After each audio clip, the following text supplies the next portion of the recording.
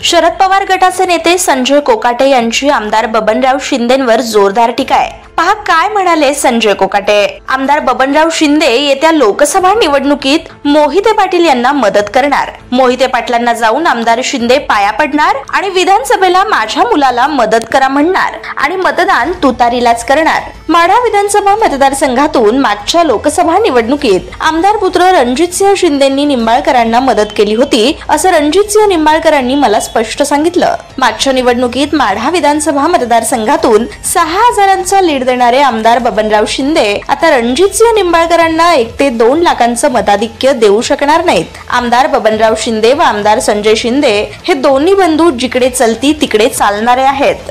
30 वर्षामध्ये सगळ्यात पहिल्यांदा शिंदे बंधू गाळात अडकले। नेहमी ते जिकडे चलते तिकडे जात असतात, परंतु आदरणीय शरदचंद्र पवार साहेब यांनी एवढी त्यांना मदत केली आणि त्यांनी शरद पवार साहेबांना फसवलं की त्यांच्यावर ज्या ईडीच्या किंवा अनेक तक्रारी आहेत त्या तक्रारीचे हल काढण्यासाठी ते अजितदादाच्या पाठीमागे हे सगळे भानगडीखोर मंडळी त्या ठिकाणी गेली। हे जनतेला आवडलेलं नाही आणि आज जो माणूस स्वतःच्या भावाला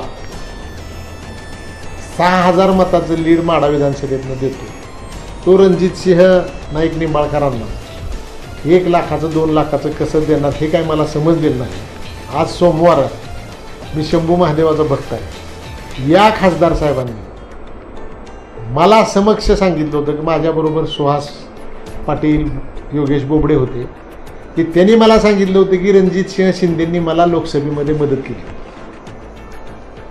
म्हणजे मला सांगा की स्वतःचा चुलता असताना जर हे मदत करत असतील तर आता उद्याच्या निवडणुकीसाठी हे मोहिते पाटलांना मदत करणार नाहीत असं कुणालाही वाटत नाही।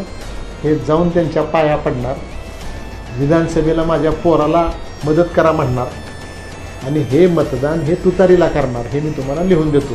त्यामुळे ह्यांनी 2 लाखाचं लीड फक्त हे वेड्यात काढतायत। त्यांचा एक समज होता की मोहिते पाटील भारतीय जनता पार्टी सोडू शकत नाही, त्याच्यामुळे हे बोलत होते। पण मोहिते पाटलांनी भारतीय जनता पार्टी सोडून शरद पवारांच्या तुतारीचं तिकीट घेतलं ही ह्यांची सगळ्यात मोठी अडचण।